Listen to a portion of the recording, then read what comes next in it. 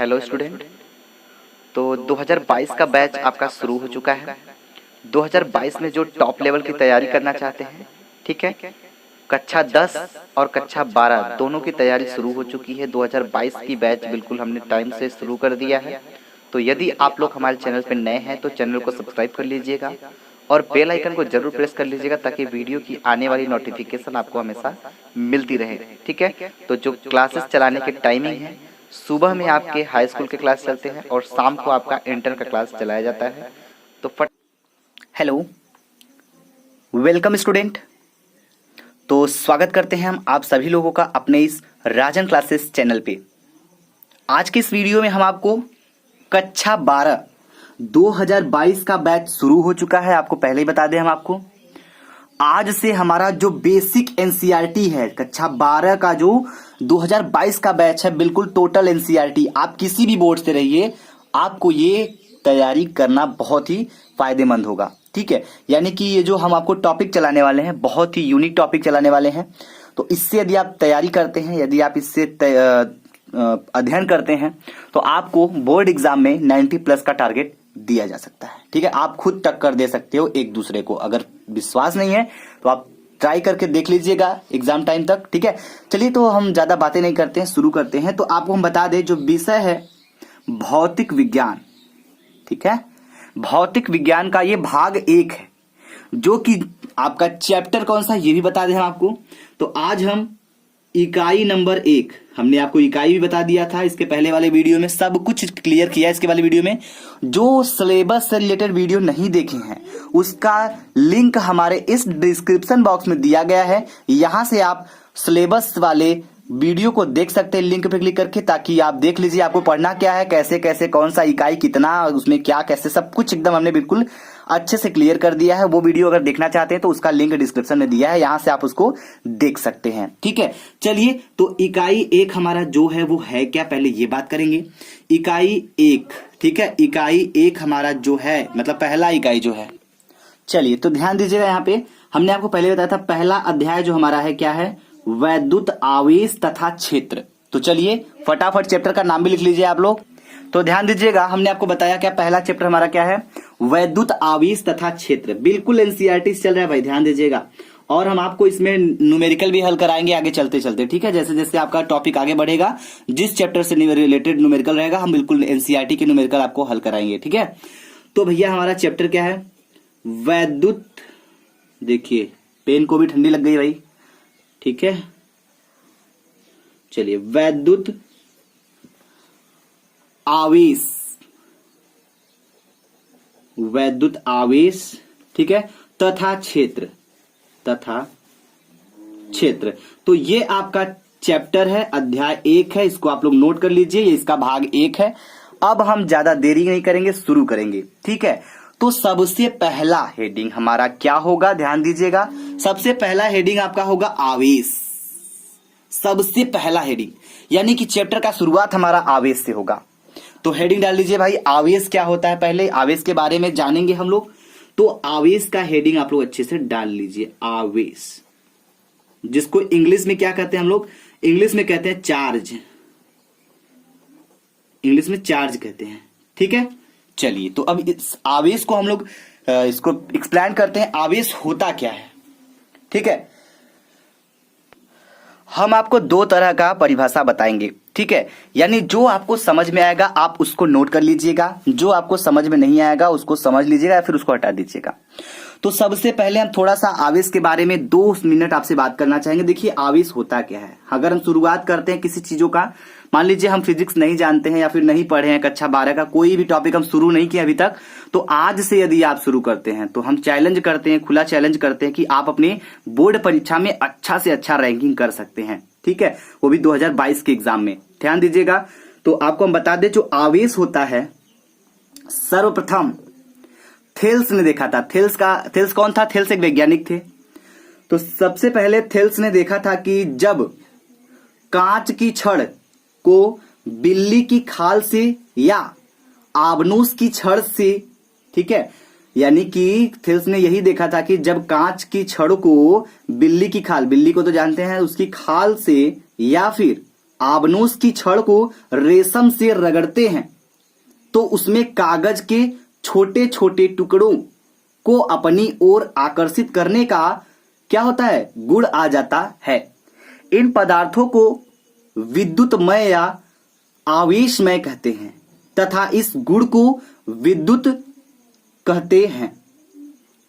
ठीक है, यानी कि एक तरीके से आवेश को हम बहुत अच्छे से समझ सकते हैं और हमें जहां तक लगता है कि आपको स्वीटेबल जो डेफिनेशन है उसको आप लिख सकते हैं, इलेक्ट्रॉनों के प्रवाह की दर को विद्युत आवेश कहते हैं या फिर आवेश कहते हैं। ठीक है, तो पहले हमें यह समझना होगा कि विद्युत आवेश क्या होता है। तो हमने आवेश को पहले एक्सप्लेन किया है, तो ध्यान दीजिएगा। तो हम आपको बता दें इलेक्ट्रॉनों की प्रवाह की दर को, यहां लिख लीजिए भाई, इलेक्ट्रॉनों के प्रवाह, ठीक है, इलेक्ट्रॉनों की प्रवाह की दर को, प्रवाह की दर को क्या कहते हैं, इलेक्ट्रॉनों की प्रवाह की दर को आवेश कहते हैं या फिर विद्युत आवेश कहते हैं। ठीक है, आवेश कहते हैं, कहते हैं। और एक बात हम आपको बता दें, इसे क्यों से दर्शाते हैं, इसे क्यों से क्या करते हैं, प्रदर्शित करते हैं या फिर दर्शाते हैं, प्रदर्शित करते हैं। क्यों माने कूलाम, क्यों मतलब आवेश। ठीक है, समझ रहे हैं, इस चीज को हम क्यों से दर्शाते हैं। और हम आपको बता दें इसका मात्रक कूलाम या एम्पियर सेकेंड होता है। ठीक है, तो इसको आप नोट कर लीजिए। अब ध्यान दीजिएगा, ये तो हो गया आवेश की बात। ठीक है, तो एक चीज हमें और समझना होगा, जो हमारा फार्मूला होता है Q बराबर होता है IT। Q बराबर क्या होता है, IT होता है। ठीक है, Q बराबर IT होता है। तो आवेश अगर निकालना हो तो समय और धारा का गुणा करके आप आराम से आवेश का मान निकाल सकते हैं। ठीक है, अब हम आपको जरा इससे परिचित करा दें, जहां पर आप एकदम अच्छे और सुंदर राइटिंग में आप लिख सकते हैं, जहां Q बराबर आपका क्या हो जाएगा, आवेश हो जाएगा। ठीक है, और Q आपका आवेश हो गया, जो I आपका है वो क्या हो जाएगा, I को बोलते हैं धारा, यानी कौन सी धारा, विद्युत धारा बोलते हैं, विद्युत धारा। ठीक है भाई, Q आपका हो गया, सॉरी ध्यान दीजिएगा दिखाई नहीं दे रहा आपको, Q आपका हो गया आवेश। ठीक है, और I क्या हो गया, विद्युत धारा हो गया आपका। और जो बाकी हमारा T बच गया, T को हम बोलेंगे टाइम, टाइम यानी समय, समय। ध्यान दीजिएगा, आपका आवेश भी हो गया, विद्युत धारा भी हो गया, समय भी हो गया। ठीक है, तो ये चीज आप अच्छे से समझ सकते हैं। आवेश क्या होता है, इलेक्ट्रॉनों की प्रवाह की दर को या फिर इलेक्ट्रॉनों की प्रवाह की दर को हम क्या कहते हैं, आवेश कहते हैं। इसे Q से प्रदर्शित करते हैं और फार्मूला आपका Q बराबर IT होता है, जहां पर Q का मान आवेश होता है, सॉरी Q को हम आवेश बोलते हैं, I को हम विद्युत धारा बोलते हैं, T को हम समय बोलते हैं। जो बच्चा बिल्कुल भी नहीं जानता है वो इतना तो समझ ही सकता है कि हम T को क्या बोलेंगे। T मतलब टाइम, टाइम माने समय। ठीक है, I माने धारा होता है। ठीक है, चलिए भाई, अब इतना तो घुसना पड़ा। अब थोड़ा सा एक हम छोटी सी यहाँ पे एग्जांपल लेंगे उन बच्चों के लिए जो थोड़ा कमजोर है पढ़ने में, जो उनको एकदम बिल्कुल समझ नहीं आता है। अगर हमने ये चीज बताया तो मेरा फर्ज यहाँ पे बनता है कि अगर इस पे आधारित एक न्यूमेरिकल यहाँ पे बता दें तो बच्चों की डाउट बहुत क्लियर हो जाएगी। ठीक है, तो चलिए हम जरा एक यहाँ पे न्यूमेरिकल जरूर देना चाहेंगे, तो ध्यान समझिएगा न्यूमेरिकल को। चलिए, इस फार्मूले पे आधारित एक सवाल आपके लिए बनता है। तो सवाल आपका ध्यान दीजिएगा क्या है, क्योंकि छोटी छोटी शुरुआत ही बहुत बड़ी, मतलब छोटी छोटी समस्या ही एक बहुत बड़ी समस्या बन जाती है। तो अगर हम छोटी छोटी समस्याओं को आज ही से हल करना शुरू करेंगे तो हम इस बात का पूरा दावा दे रहे हैं कि आप बोर्ड एग्जाम आने तक एकदम बारूद बन जाओगे। ठीक है, न्यूमेरिकल लगाने के माहिर में आप खुद एक तरीके से बहुत ही एक्सपर्ट हो जाओगे न्यूमेरिकल को हल करते करते। तो बस मेरी बातों को मान लीजिए और आप यहां से शुरू कर लीजिए। ठीक है, न्यूमेरिकल देखिए, हम आपको एक फार्मूला एक न्यूमेरिकल, एक फार्मूला एक न्यूमेरिकल, तो ऐसे क्या होता है आपकी प्रैक्टिस बनी रहती है। अगर प्रैक्टिस बनी रहती है ना, तो हम आपको बता दें कि फिजिक्स में अगर आप अच्छा खासा स्कोर करेंगे तो 95 नंबर भी आप स्कोर कर सकते हैं अपने दम पे, बिना किसी स्कूल की तैयारी से, बिना किसी कोचिंग की तैयारी से। Free of classes. ठीक है, यहाँ पे हम आपको एकदम बेसिक से पूरा एनसीईआरटी से एकदम पूरा टोटल हल कराएंगे। एनसीईआरटी के साथ ही साथ हम अदर बुक को भी टच कर लेते हैं एग्जाम आते आते, यानी कि अनसॉल्व बहुत कुछ हम फैसिलिटी के साथ आपको यहाँ पे तैयारी करा देंगे कि आपको सोचने का मौका नहीं मिलेगा कि मेरा ये चीज छूटा है। ठीक है, चलिए तो बातें होती रहेंगी, जरा सवाल को भी हल कर लिया जाए। तो आगे ध्यान दीजिएगा, यहाँ पे हमने पहले देखिए सवाल को करने का सिंपल तरीका ये होता है, पहले सवाल को सुनो फिर गुनो उसके बाद धुनो, ये मेरा लॉजिक है। और यही अंदाज अपना आजमाइएगा क्लास में, जब क्लास चलेगा आपका कभी, तो पहले जब न्यूमेरिकल मिलेगा तो पहले उसको देखिएगा, सुनिएगा, ठीक है, उसके बाद समझिएगा, उसके बाद उस पर अटैक करिएगा। जैसे हम देखिए पहले पढ़ेंगे एक बार, आपको भी बताएंगे कैसे करना है, ये भी बताएंगे। तो चलिए पहले देखा जाए तो यहाँ बोला जा रहा है किसी चालक में, मान लीजिए कोई चालक है, इससे हमसे नहीं मतलब है, किसी चालक में 2 एम्पियर की धारा 5 मिनट तक प्रवाहित की जाती है, इसके आवेश की गणना कीजिए। तो समझिएगा, कभी कभी हमें नहीं समझ में आता है, कुछ लोग मतलब कुछ लोगों को मतलब एकदम नहीं समझ में आता है, तो हम उनको इतना सजेस्ट करेंगे उसकी मात्रक से पकड़ लीजिए क्या दिया गया है। एम्पियर किसका मात्रक होता है? धारा का मात्रक होता है। मिनट सेकेंड किसका मात्रक होता है? टाइम का होता है। ठीक है, तो इन सब चीजों से भी पकड़ने का एक सिंपल तरीका होता है। तो यहाँ पे एकदम साफ साफ बोला जा रहा है कि 2 एम्पियर की धारा, 2 एम्पियर की धारा यानी आई का मान दिया है कितना? आई बराबर आपका दिया है 2 एम्पियर, 2 एम्पियर। ठीक है, 2 एम्पियर। अब ध्यान दीजिएगा, ये तो 2 एम्पियर हो गया, 5 मिनट तक प्रवाहित की जाती है। 5 मिनट तक मतलब क्या? हमारा टाइम दिया है t बराबर 5 मिनट। ठीक है, 5 मिनट। ध्यान समझिएगा, सवाल देखिए कैसे हल होगा, बस आप देखते ही चलिएगा। अब देखिए हमारा जो सवाल हल होगा बेसिकली न तो घंटा में होगा न तो मिनट में होगा, ये हम आपको पहले ही बता देते हैं। अक्सर ये सेकंड में होता है, यानी सेकंड में हम क्वेश्चन को हल करेंगे। तो 5 मिनट में कितने सेकंड होते हैं जरा हमें आप लोग बताइएगा कमेंट बॉक्स में। तो चलिए भाई फटाफट बताइए 5 मिनट में कितना सेकंड होता है। देखिए जो मैथ के बच्चे हैं या फिर मैथ के बच्चे नहीं है, हम कहते हैं बायो के हैं, तो उनको छोटी छोटी बातों को भी हम समझाएंगे। ठीक है, कभी कभी होता है कि हम छोटी छोटी चीजों को भी भूल जाते हैं, तो ऐसा बिल्कुल यहाँ नहीं करना, क्योंकि छोटी छोटी चीजें ही आपको सपोर्ट करेंगी यहाँ बड़ी बड़ी न्यूमेरिकल बड़े बड़े क्वेश्चन को हल करने में। अब देखिए जैसे हमने पूछ लिया 5 मिनट में कितना सेकंड होता है, तो ये कक्षा 6-7 वाले बता देंगे, आप लोग भी बता ही सकते हैं। तो हम आपको बता दें, यहाँ पे आ जाएगा 300 सेकेंड, यानी 5 मिनट में आप, तो ये 5 मिनट में आपका 300 सेकेंड पूरा हो जाएगा। अब हम बात करेंगे इसके आगे। आई का मान क्लियर हो गया, अब टी का मान क्लियर हो गया, लेकिन हमें बोला जा रहा है कितने आवेश, हाउ मेनी आवेश। ठीक है, यानी कि हाँ कितने आवेश, तो हमें यहाँ पे आवेश मतलब क्यों हमें नहीं पता है।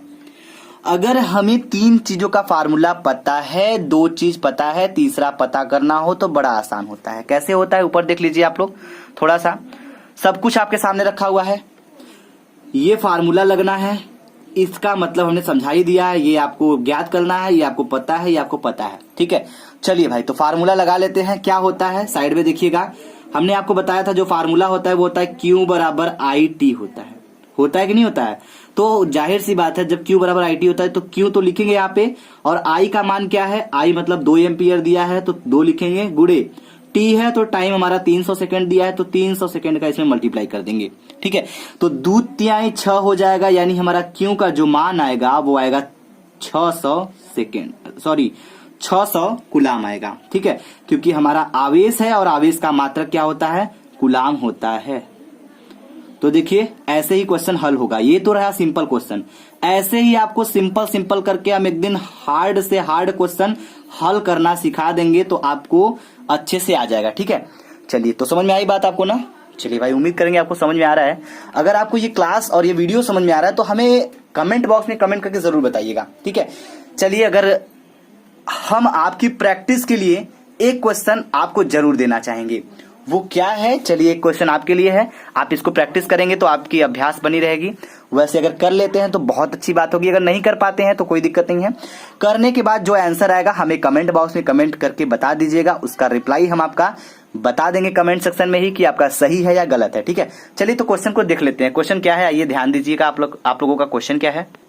तो ये सवाल है आपका, जरा ध्यान दीजिए। बोला जा रहा है कितने चालक में, सॉरी एक चालक में, ठीक है, एक चालक में 5 एम्पियर की धारा बह रही है, तो 1200 कुलाम आवेश कितने समय में संचित होगा। ठीक है, तो ये हमें आप इसका आंसर जो है कहां बताएंगे, कमेंट बॉक्स में कमेंट करके जरूर बताएंगे। ठीक है, ताकि हम भी देखें कितने लोग इस सवाल को हल कर सकते हैं।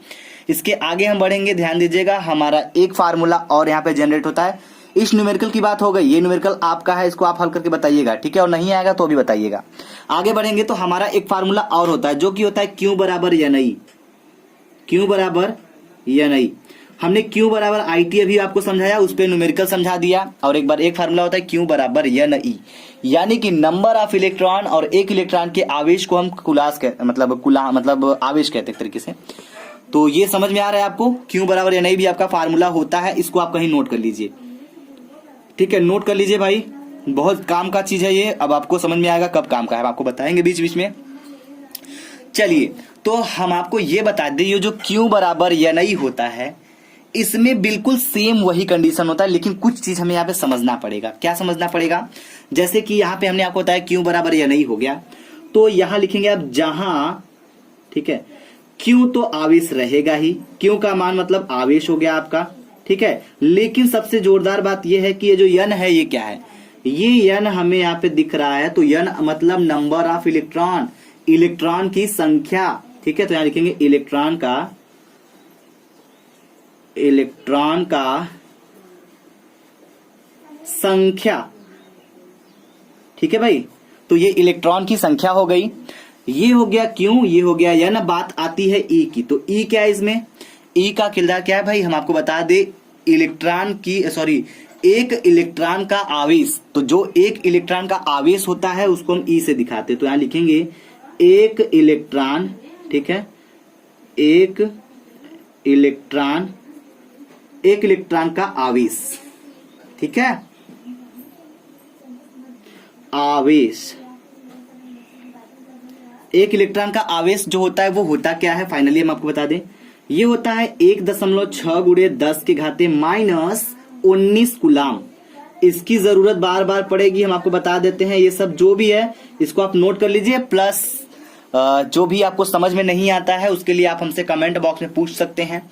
तो यहाँ पे जरा इसको हम परिभाषित करने जा रहे हैं, तो आप यहाँ पे लिख सकते हैं, जैसे कि जब चालक पर इलेक्ट्रॉन की कमी होती है, जैसे कि यहाँ पे हमने लिखा है -19 कूलाम ना, तो जब चालक पर इलेक्ट्रॉन की कमी होती है तो उस पर धनावेश आ जाता है, और जब चालक पर इलेक्ट्रॉन की अधिकता होती है तो उस पर ऋणावेश आ जाता है। ये चीज आप ध्यान से समझ लीजिएगा, ठीक है। तो एक चीज ध्यान दीजिएगा, हम यहाँ पे आपको थोड़ा सा नोट कराना चाहेंगे इस चीज को जो बोले हैं, तो इस चीज को जरूर नोट करिएगा। क्या लिखेंगे, लिखेंगे जब चालक पर, ठीक है, जब चालक पर क्या होता है, जब चालक पर इलेक्ट्रॉन की कमी होती है, ठीक है, इलेक्ट्रॉन की कमी होती है, ठीक है, जब चालक पर इलेक्ट्रॉन की कमी होती है तो उस पर धनावेश आ जाता है, तो उस पर धनावेश आ जाता है, धनावेश आ जाता है, ठीक है, ठीक। अब ध्यान दीजिएगा, और जब चालक पर इलेक्ट्रॉन की अधिकता होती है, ठीक है, कमी होता है तो धनावेश आ जाता है, लेकिन और जब चालक पर क्या होता है, इलेक्ट्रॉन की अधिकता हो जाती है, इलेक्ट्रॉन की अधिकता हो जाती है, अधिकता हो जाती है, तो इलेक्ट्रॉन की अधिकता हो जाती है तो क्या होता है, तो उस पर ऋणावेश आ जाता है, तो उस पर ऋणावेश आ जाता है,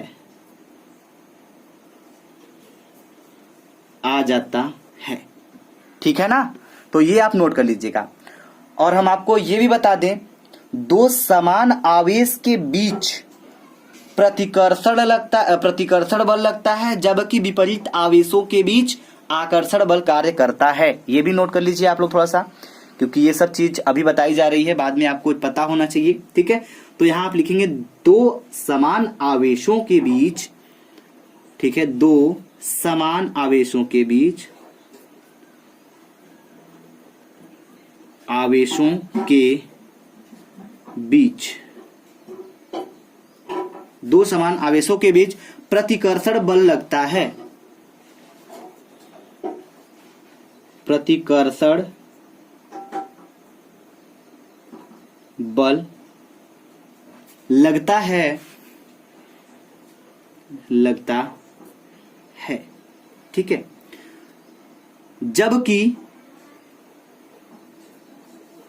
जबकि विपरीत आवेशों के बीच, विपरीत आवेशों के बीच, जबकि विपरीत आवेशों के बीच क्या होता है, आकर्षण बल कार्य करता है।